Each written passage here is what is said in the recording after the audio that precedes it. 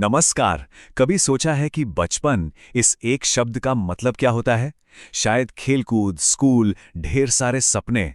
लेकिन क्या हो अगर किसी से ये सब कुछ छीन लिया जाए? आज हम अनीस जंग के लिखे एक बहुत ही मार्मिक अध्याय लॉस्ट स्प्रिंग की गहराइयों में उतरेंगे। ये सिर्फ एक कहानी नहीं है, ये हमारे समाज की एक ऐसी सच्चाई है जो हमें अंदर तक झकझोर देगी। देखिए, ये जो चैप्टर है ये अनीस जंग की किताब lost spring stories of stolen childhood का एक छोटा सा हिस्सा है। और इसका नाम ही सब कुछ बता देता है ना? चोरी हुए बचपन की कहानियां। ये कोई काल्पनिक कहानी नहीं है, बल्कि उन लाखों बच्चों की कठोर हकीकत का एक बहुत ही पावरफुल दस्तावेज है, जिनका बचपन, जिनकी जिंदगी गरीबी और कुछ ऐसी परंपराओं की बेड़ियों में जकड़कर शोषण यानी एक्सप्लॉयटेशन का शिकार हो जाती है। तो आज हम इस पूरे चैप्टर को अच्छी तरह से समझने के लिए इन हिस्सों में इसे देखेंगे। सबसे पहले हम लेखिका और कहानी के कॉन्टेक्स्ट को समझेंगे, फिर साहिब की दुनिया में चलेंगे जहां कचरा सोना है, और फिर मुकेश की दुनिया में जो एक दुष्चक्र में फंसी हुई है। फिर हम इन दोनों लड़कों और उनके सपनों का एनालिसिस करेंगे, कहानी के जो गहरे थीम्स हैं उन्हें समझेंगे, और हाँ, आखिर में एग्जाम्स के लिए जो भी जरूरी बातें हैं उन पर भी नजर डालेंगे। तो चलिए शुरू करते हैं। तो सबसे पहले बात करते हैं लेखिका अनीस जंग की। वो सिर्फ एक राइटर नहीं है, वो एक तरह से समाज की आवाज है। अपनी कलम के जरिए वो भारत के उन लोगों, उन समुदायों की कहानियों को सामने लाती हैं जिन्हें अक्सर कोई नहीं सुनता। वो समाज के हाशिए पर रह रहे लोगों की जिंदगी को बहुत ही संवेदनशीलता के साथ हम तक पहुंचाती हैं। और इस चैप्टर का जो टाइटल है लॉस्ट स्प्रिंग, ये अपने आप में एक बहुत ही गहरा मेटाफर है, एक रूपक। जरा सोचिए, स्प्रिंग यानी वसंत का मौसम, जिंदगी का सबसे खूबसूरत, सबसे एनर्जेटिक दौर होता है ना, ठीक वैसे ही जैसे बचपन होता है। लेकिन जिन बच्चों की हम बात करने वाले हैं, उनका ये वसंत खो गया है। तो चलिए इसी खोए हुए वसंत की पहली कहानी में चलते हैं। ये कहानी है साहिब की, एक लड़का जो दिल्ली के बाहरी इलाके सीमापुरी के कूड़े के ढेरों के बीच अपनी जिंदगी गुजारता है। जरा सीमापुरी की दुनिया की कल्पना कीजिए। ये जगह दिल्ली में तो है, पर दिल्ली से मीलों दूर लगती है। यहाँ 1971 में बांग्लादेश से आए हुए प्रवासी रहते हैं। उनके घर मिट्टी, टिन और तिरपाल से बनी हुई झोपड़ियां हैं। सीवेज, पानी की निकासी या साफ पीने का पानी, इन जैसी बेसिक सुविधाओं का तो यहाँ नामो निशान नहीं है। और इन लोगों के लिए जीने का बस एक ही जरिया है, कूड़ा। यही उनकी डेली ब्रेड है, उनकी रोजी रोटी है। इस लाइन के गहरे मतलब को समझिए। कचरा उनके लिए सोना है। कितना बड़ा व्यंग्य है ना? जो चीज हमारे लिए बेकार है, फेंकने लायक है, वही इन लोगों के लिए जिंदगी है। बड़ों के लिए ये सिर्फ पेट भरने का साधन है, पर बच्चों के लिए, उनके लिए तो ये कचरा किसी खजाने की तरह है, जिसमें कभी कभी 1 रुपए का सिक्का या 10 का नोट मिल जाना किसी जादू से कम नहीं होता। लेकिन यहीं साहिब की कहानी में एक दुखद मोड़ आता है। जब तक वो कूड़ा बीनता था, गरीबी तो थी, पर वो अपना मालिक था। दोस्तों के साथ आज़ादी से घूमता था। लेकिन जैसे ही वो एक चाय की दुकान पर काम करने लगता है, वो आज़ादी चली जाती है। अब वो अपना मालिक नहीं रहा।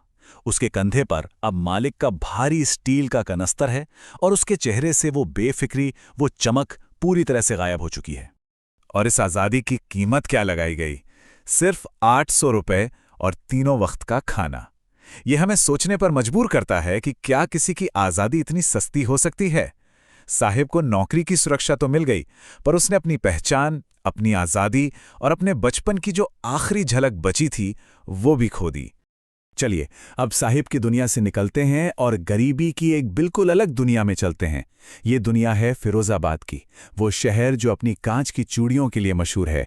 और यहाँ हमारी मुलाकात होती है मुकेश से। फिरोजाबाद एक दुष्चक्र में, एक विश्व सर्कल में फंसा हुआ है। एक ऐसा चक्रव्यूह है जहां बच्चे चूड़ी बनाने वाले परिवारों में जन्म लेते हैं। बचपन से ही उन्हें कांच की गर्म भट्टियों के सामने बाल मजदूरी में झोंक दिया जाता है। कम उम्र में ही उनकी आंखों की रोशनी चली जाती है। वो कर्ज के जाल में फंस जाते हैं और इसे अपना कर्म, अपनी किस्मत मानकर स्वीकार कर लेते हैं। और फिर यही चक्र उनकी अगली पीढ़ी के साथ फिर से शुरू हो जाता है। लेकिन इस घोर अंधेरे और निराशा के बीच एक आवाज उठती है जो कहती है, मैं मोटर मैकेनिक बनूंगा। ये आवाज मुकेश की है। लेखिका कहती हैं कि उसका सपना फिरोजाबाद की धूल भरी गलियों के बीच एक मृगतृष्णा, एक मिर्राज जैसा लगता है। मतलब कुछ ऐसा जो दिखाई तो देता है, पर शायद सच न हो। ये उसकी हकीकत से एकदम अलग है, लेकिन ये उसके परिवार की उस किस्मत के खिलाफ विद्रोह का एक छोटा सा पर बहुत ही शक्तिशाली कदम है। तो अब हम दोनों की दुनिया देख चुके हैं। एक कचरे के ढेर में अपना भविष्य तलाशता है, तो दूसरा कांच की भट्टियों में। चलिए अब इन दोनों लड़कों की और इनके सपनों की थोड़ी तुलना करते हैं, इनका एनालिसिस करते हैं। ये टेबल उनकी कहानियों का पूरा सार हमारे सामने रख देती है। एक तरफ साहिब है, जिसका सपना बहुत वेग था, साफ नहीं था, और आखिर में वो हालातों के सामने हार मान लेता है, अपनी आज़ादी खो देता है। दूसरी तरफ मुकेश है, जो एक बहुत ही दमनकारी परंपरा में फंसा है, पर उसका सपना एकदम साफ है और वो उसे पूरा करना चाहता है। उसका सपना एक बगावत की चिंगारी है। तो इन दो कहानियों के जरिए लेखिका हमें क्या बड़े संदेश देना चाहती हैं? क्या हैं इस चैप्टर के मेन थीम्स? चलिए अब इसे समझते हैं। देखिए, ये चैप्टर कई गहरे मुद्दों को एक साथ लेकर आता है। गरीबी का वो दुष्चक्र जिससे बाहर निकलना लगभग नामुमकिन है, बाल श्रम का वो अभिशाप जो बचपन को निगल जाता है, उस खोए हुए बचपन की पीड़ा, सपनों और कड़वी हकीकत के बीच का संघर्ष, और परंपराओं का वो बोझ जो पीढ़ी दर पीढ़ी एक ही काम करने को मजबूर करता है। ये सारे थीम्स हमें साहिब और मुकेश दोनों की कहानियों में साफ साफ दिखते हैं।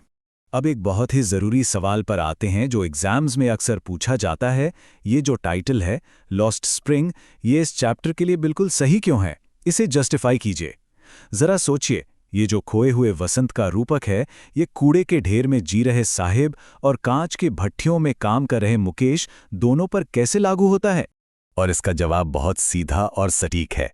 ये शीर्षक इसलिए एकदम सही है क्योंकि साहिब और मुकेश जैसे बच्चों का बचपन, यानी उनका वसंत, जिंदा रहने की मजबूरी और दमनकारी परंपराओं के बोझ तले कुचलकर खो जाता है। और ये एक ऐसा नुकसान है जिसकी भरपाई कभी नहीं की जा सकती। चलिए अब इस चैप्टर की हमारी समझ को एग्जाम्स में अच्छे नंबरों में बदलते हैं। देखते हैं कि जवाब लिखते वक्त किन खास बातों का ध्यान रखना चाहिए। अपने आंसर्स को और भी दमदार बनाने के लिए इन लिटरेरी डिवाइसेस का जिक्र जरूर करें, जैसे कि मेटाफर या रूपक जब लेखिका कहती हैं कूड़ा उनके लिए सोना है, सिमिली या उपमा जब मुकेश का सपना मृग तृष्णा जैसा लगता है, और सबसे पावरफुल है आयरनी यानी विडंबना कि साहिब आलम, जिसका मतलब होता है पूरी दुनिया का मालिक, असल में एक गरीब कूड़ा बीनने वाला लड़का है। ये कुछ लंबे जवाब वाले सवाल हैं जो अक्सर इस चैप्टर से पूछे जाते हैं। साहिब और मुकेश के जीवन की तुलना करना, फिरोजाबाद के उस दुष्चक्र के बारे में बताना, टाइटल को जस्टिफाई करना और चैप्टर में उठाए गए सामाजिक मुद्दों पर बात करना। और अब हम इन सभी सवालों के जवाब देने के लिए पूरी तरह से तैयार हैं। और एक सबसे जरूरी बात हमेशा याद रखें, अपने जवाब में हर पॉइंट को सपोर्ट करने के लिए टेक्स्ट से स्पेसिफिक एग्जाम्पल्स और कोड्स जरूर इस्तेमाल करें। इससे आपका जवाब सिर्फ एक ओपिनियन नहीं बल्कि एक मजबूत एनालिसिस लगेगा। तो इस पूरी चर्चा का निचोड़ क्या है?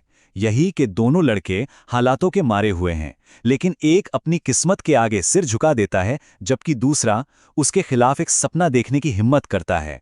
एक की कहानी में हार है तो दूसरे की कहानी में उम्मीद की एक छोटी सी चिंगारी। और आखिर में मैं एक सवाल के साथ इस चर्चा को खत्म करना चाहूंगा। What happens to a dream deferred?